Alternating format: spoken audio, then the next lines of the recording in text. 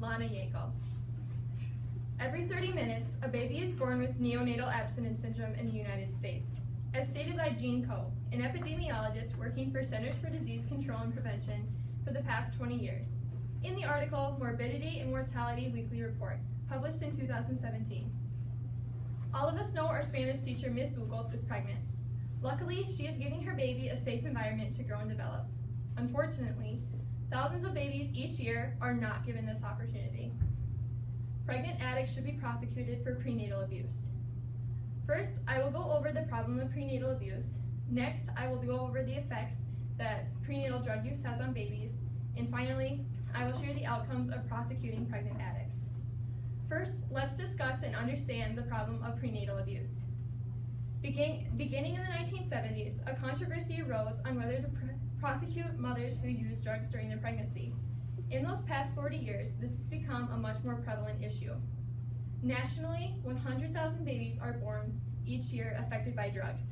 Of those drug-affected babies, some are affected by neonatal abstinence syndrome. According to Dr. Mary Lou Banky, a neonatologist for over 20 years, in the article, Prenatal Substance Abuse, Short and Long-Term Effects on the Exposed Fetus, published in 2013, states that neonatal abstinence syndrome is a set of conditions caused by a baby's withdrawal to the drug they were exposed to while in the womb. Prenatal abuse causes neonatal abstinence syndrome. Prenatal abuse is a growing problem in this country as demonstrated by a study conducted in 2010.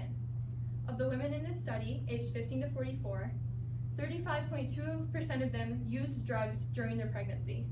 They used drugs such as cigarettes, alcohol, illegal drugs, and also participated in binge drinking while they were pregnant. Now that we understand the problem of prenatal abuse, let's go over the effects of illegal drugs on the developing baby. Illegal drugs have harmful effects on the developing baby. According to Juscelin Freitas dos Santos, a professor of neurofunctional physiology, who has published several articles about neonatal cocaine use, in the article, Maternal, Fetal, and Neonatal Consequences Associated with the Use of Crack Cocaine, published in 2018, states that mothers who use cocaine during their pregnancy set their child up for several risks. One of the risks is placental detachment. Once the placenta becomes detached from the uterine wall, the baby is without nourishment and suffers severe bleeding, which can lead to their death. Babies who are intoxicated by cocaine while in the womb have a reduced blood and oxygen supply, which slows their growth rate. So if they make it to birth, they are born much smaller and under average weight of the average baby.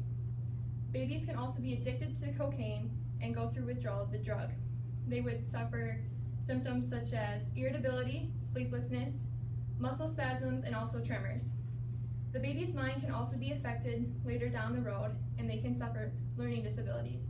A mother's choice to use cocaine during their pregnancy has not only altered their baby's body, but also its mind for the rest of its life.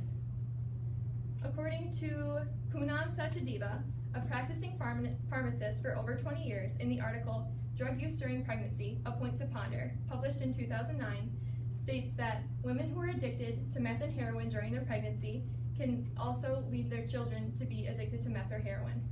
The baby, once born, would suffer from other withdrawal symptoms such as irritability, diarrhea, and convulsions. Mothers who are addicted to heroin during their pregnancy, who use needles to inject heroin, are in danger of HIV, which could be passed to their unborn child. Now that we've gone over the effects of using drugs during pregnancy, I will share the outcomes of prosecuting pregnant addicts. In the last 30 years, more women have been prosecuted for using drugs during their pregnancy.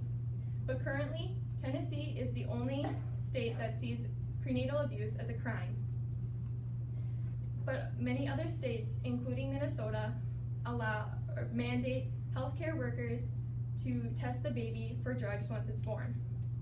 If the women are prosecuted for prenatal abuse, they are often given a choice between a rehab program and jail time. Prosecuting pregnant women often gives them help that they can't get themselves.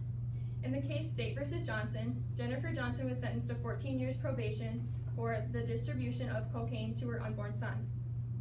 According to Lynn Paltrow, an attorney who has worked with other lawyers in several cases that prosecuted pregnant addicts, in the article Criminal Prosecutions Against Pregnant Women, published in 1992, states that Johnson had to go through court-supervised prenatal care appointments to make sure that her future children were not suffering drug abuse. Also, she was sentenced to a 1-year treatment program, and to ensure the success of her treatment program, she was not allowed to use drugs or alcohol or even step foot in a bar ever again. For cases like Johnson, she was given the help that she so desperately needed and a wake-up call to stop her harmful addiction. This is protecting her and her future children. First, I shared the problem of prenatal abuse.